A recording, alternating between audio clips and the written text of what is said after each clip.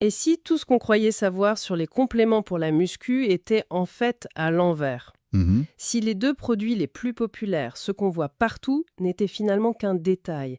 Et si le vrai secret pour transformer son corps se trouvait déjà dans notre chambre à coucher? C'est une bonne question. Aujourd'hui, on se pose une question que beaucoup de monde se pose. Pour perdre du gras tout en gardant ses muscles, est-ce qu'il faut absolument investir dans la whey et la créatine? Voilà. D'ici une quinzaine de minutes, l'idée c'est qu'on sache faire la différence entre le marketing et la science, et qu'on ait un plan d'action clair. C'est l'objectif. Mais avant de commencer, un petit rappel, c'est essentiel.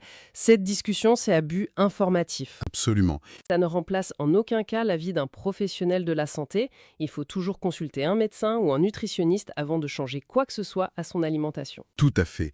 Et pour y voir clair, on va décortiquer ça en 3 temps. D'abord, on va s'attaquer au mythe de la protéine de lactosérum, la fameuse whey. La star. Est-ce que c'est vraiment le passage obligé qu'on nous vend?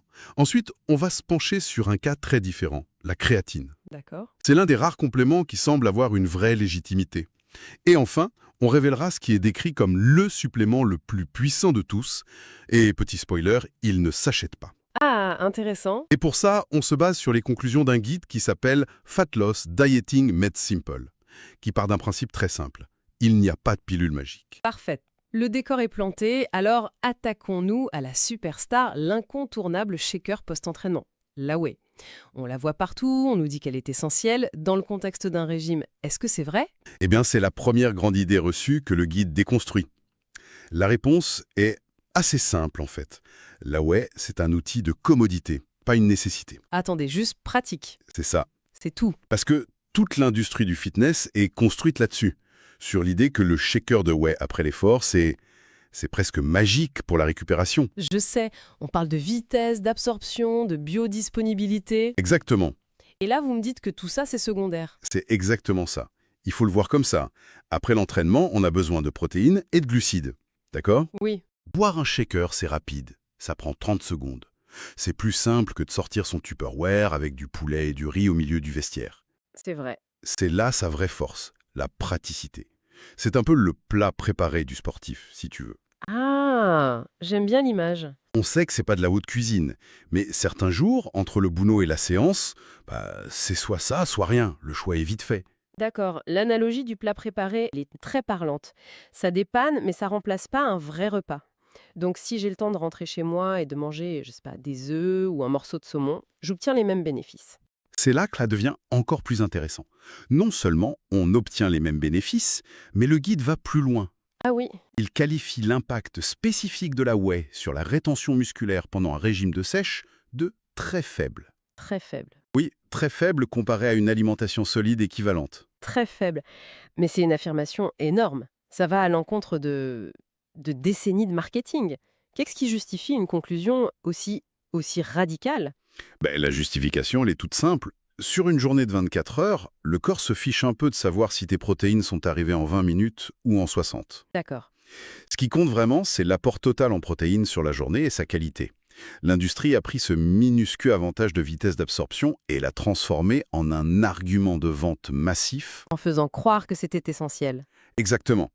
En réalité, pour 99% des gens, cette fameuse fenêtre anabolique de 30 minutes, c'est un mythe. Le corps, il répare sur des heures et des jours, pas des minutes. Hmm. Donc, si le shaker t'aide à atteindre ton quota de protéines parce que t'as pas le temps, super. Mais si tu y arrives avec de la nourriture solide, tu ne perds absolument rien. Au contraire même. C'est limpide. Le mythe de la whey est donc déconstruit. C'est pas un produit miracle, mais un joker pratique. Voilà. Un outil utile, mais pas indispensable. Mais le guide ne met pas tous les compléments dans le même panier, n'est-ce pas? Ouais. Il en sauve un. Exactement. Après avoir bien relativisé l'importance de la whey, il met un coup de projecteur sur un autre produit et là, on change complètement de dimension. On parle de la créatine. Ah, la créatine. Ça me surprend un peu. J'ai toujours associé la créatine à la prise de masse, au bulking. Pas vraiment une période de sèche où on cherche à perdre du poids. C'est une association courante. Qu'est-ce qui la rend si efficace quand on mange moins alors? C'est une excellente question. Ça touche au cœur de son mécanisme. La créatine, elle agit pas directement sur la graisse. Son rôle, c'est de protéger le moteur, c'est-à-dire les muscles. D'accord. Quand on est en déficit calorique, le corps manque d'énergie. Les perfs à l'entraînement chutent, on soulève moins lourd. Oui, on le sent tout de suite. Et ça, c'est un signal pour le corps qui se dit « ok, je n'ai plus besoin de ces muscles qui coûtent cher en énergie, je peux m'en débarrasser ». La créatine, elle, agit comme une petite batterie de secours à l'intérieur du muscle. Ah, d'accord. Elle permet de maintenir un niveau de force plus élevé, même avec moins de carburant. Et en continuant à soulever lourd, on envoie le signal inverse au corps. Attention, j'ai besoin de ces muscles, ne les sacrifie pas, va plutôt puiser dans le gras. C'est donc un soutien indirect, mais crucial en fait. On protège le muscle en maintenant la performance. C'est fascinant. Mais il y a un mais, un effet secondaire connu qui peut être très déroutant, surtout quand on a les yeux rivés sur la balance. C'est le poids le plus important à comprendre pour pas tout abandonner au bout de 3 jours. La créatine, ça provoque une prise de poids initiale.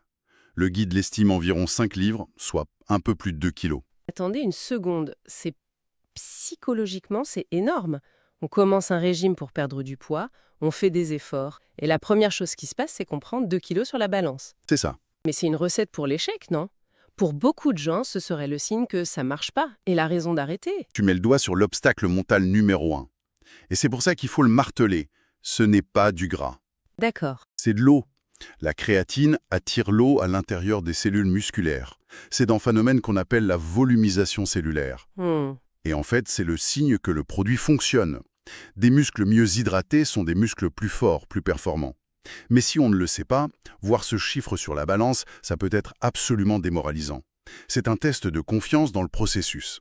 D'accord, mais comment on gère ça concrètement pour ne pas perdre la tête? Il doit bien y avoir une stratégie. Il y en a une, et elle est très intelligente. Le conseil, c'est de commencer à prendre la créatine une semaine avant de démarrer officiellement le régime. Ah, Cette semaine tampon, elle permet au corps de faire ses réserves d'eau, au poids de se stabiliser à ce nouveau palier et à notre esprit de s'y habituer. d'accord. Ensuite, quand on commence le régime, chaque gramme perdu sur la balance, ce sera bien du gras. On pourra suivre ses progrès sans être pollué par cette fluctuation. Et un dernier détail important, Oui. le guide insiste pour n'acheter que de la créatine monohydrate. C'est la forme la plus étudiée, la moins chère, et celle dont l'efficacité est prouvée. Pas besoin de se ruiner avec des formules marketing complexes. D'accord. Donc la créatine est un véritable allié stratégique, à condition de bien comprendre son fonctionnement pour ne pas se saboter mentalement. On a donc la whey comme outil pratique, la créatine comme protecteur de muscles, mais il me semble que le guide réserve sa recommandation la plus forte pour quelque chose de bien plus simple. En effet.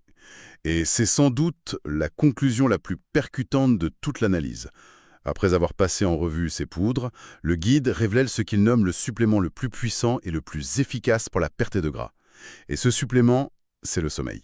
Waouh, donc on passe tout ce temps à décortiquer des étiquettes, à calculer des dosages, et au final on nous dit que la chose la plus efficace à faire, c'est d'aller se coucher. C'est presque une provocation, non? On pourrait le voir comme ça. Est-ce que ça veut dire que quelqu'un qui dort 5 heures par nuit, mais avec une diète et des compléments parfaits, se tire une balle dans le pied? C'est une excellente façon de le dire. Cette personne essaie de remplir une baignoire dont le bouchon a été retiré. Le manque de sommeil, ça sabote les efforts de plusieurs manières. Comment ça? D'abord, ça dérègle les hormones de la faim. Ça fait chuter la leptine, l'hormone qui dit « c'est bon, j'ai plus faim ». D'accord. Et ça fait exploser la gréline, celle qui crie « j'ai faim, maintenant ». C'est une double peine qui pousse à grignoter surtout des trucs riches en sucre et en gras. Et c'est pas tout. Le manque de sommeil augmente le cortisol, l'hormone du stress. Un taux de cortisol chroniquement élevé favorise le stockage de graisse, notamment au niveau du ventre. Ah oui. Et ça peut même encourager le corps à dégrader le tissu musculaire pour produire de l'énergie. Donc non seulement on n'a plus faim, mais en plus notre corps est programmé pour stocker du gras et brûler du muscle. C'est l'exact opposé de ce qu'on recherche. C'est une perspective totalement différente. On cherche des solutions dans des pots en plastique, alors que la clé, c'est un pilier de notre hygiène de vie. Ça remet tout en place, les bases d'abord, les détails ensuite. C'est ça. Mais savoir tout ça, c'est une chose. Le plus dur, c'est de l'appliquer. Comment on passe de la théorie à la pratique? C'est la question essentielle. On peut proposer un plan d'action très concret, en 3 étapes. La toute première, avant même de penser à acheter quoi que ce soit, c'est de faire un audit honnête de ses fondamentaux. Un audit? Oui. Est-ce que mon alimentation est globalement maîtrisée? Est-ce que j'atteins mon quota de protéines avec de la vraie nourriture? Et la question la plus importante, est-ce que je dors assez? C'est-à-dire entre 7 et 9 heures par nuit. Si la réponse est non, l'argent sera mieux investi dans des rideaux occultants que dans un pot de whey. Un audit de son hygiène de vie, avant de dégainer la carte de crédit. C'est logique, si les fondations sont bancales, ça sert à rien de repeindre les murs. Quelle est la deuxième étape, Rourke? La deuxième étape, c'est l'intégration intelligente de la créatine. Si et seulement si les bases sont solides. Ça veut dire, je commence une semaine avant mon régime, je choisis de la monohydrate toute simple et surtout, je me prépare mentalement à cette prise de poids en eau. Il faut l'accepter. Je l'accepte, je la comprends comme un signe positif et je ne laisse pas la balance dicter mes émotions. Anticiper cet obstacle, c'est la clé pour pas se décourager. Et la troisième étape, j'imagine, est de transformer la révélation sur le sommeil en une véritable stratégie. Oui, la troisième étape, c'est de traiter le sommeil, non pas comme du temps perdu, mais comme la séance d'entraînement la plus importante de la journée. C'est une stratégie active. C'est-à-dire? Ça veut dire se fixer 1 heure de coucher et s'y tenir. Bannir les écrans au moins 30 minutes avant de dormir. S'assurer que la chambre est fraîche, sombre, silencieuse.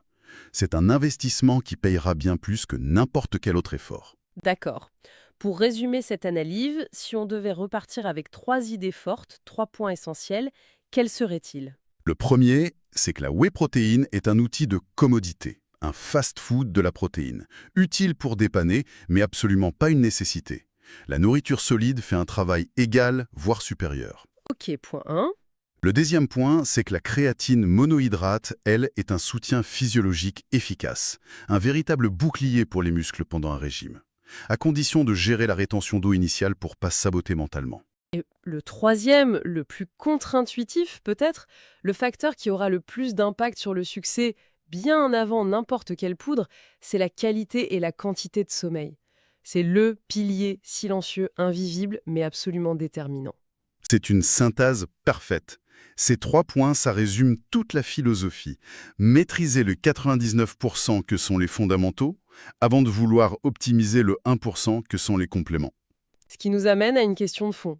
La prochaine fois qu'une publicité pour un nouveau complément révolutionnaire apparaît, la vraie question à se poser, c'est peut-être: est-ce que mes bases, mon alimentation, mon entraînement et mon sommeil sont déjà irréprochables? C'est exactement la bonne question. Et ça ouvre sur une réflexion encore plus large.